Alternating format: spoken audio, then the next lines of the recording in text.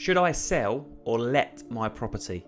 That's a common question I get asked, and I have done for the last 20 years of being an agent. And I'm going to cover in this video 3 questions you must ask yourself before making that decision. Let's jump in. Alright, so there could be so many reasons why you're asking this question. It might be because you've inherited a property. That's very common. I met a client literally this week in that exact situation. Unfortunately, his parents have passed away. Him and his brother were trying to decide, should we sell the house, should we rent it out? And it comes down, for me, I always ask my clients these 3 questions to help them decide what's the best route for them to go down. And it's not always about money. So the first question number 1, is always, are you prepared to invest the time and effort it's going to take to become a compliant landlord? This might surprise you, right? But as of recording this video, which we're in September 2023, there are currently 170 different pieces of landlord legislation that landlords must comply with.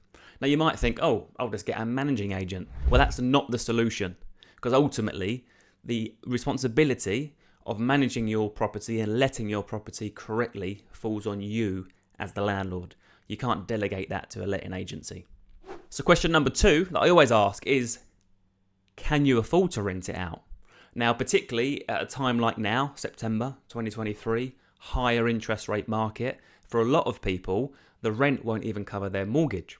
So you've got to decide, work the numbers, can I actually afford to rent it out before I even decide what to do? The other thing to bear in mind is taxation.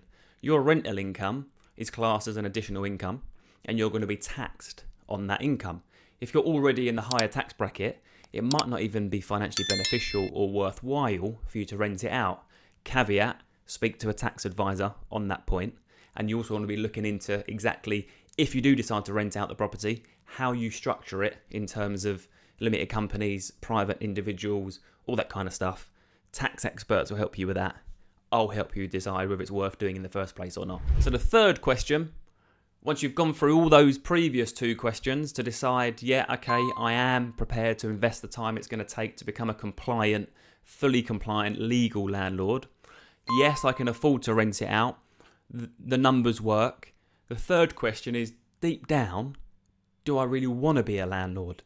Now, there's so many clients right now, actually, that my agency is handling who became what we call a reluctant landlord, and now they're really regretting it, and they're selling the property because they can't be dealing with the headache that it can bring being a landlord at times. Deep down, you've got to think, have I got the time to manage my property? You can even outsource the management, but you've still got to manage the management company who's handling your property. And it might just be that you don't want to be a landlord. Interesting fact, 85% of landlords own between 1 and 4 properties. So the majority of landlords out there are actually individual or small portfolio landlords. Only 15% are multi-professional landlords. So just deep question, ask yourself deep down, do I really want to be a landlord and commit to being a landlord? And if you do, great, turn it into a business and maybe look to grow a portfolio of 5, 7, 10 properties, which most people do for retirement. So there we go. Should I sell or let my property? There's some things to think about to help you decide. If you've got any questions, fire us a message, follow the links around the videos, and my team and I would love to help you. Take care.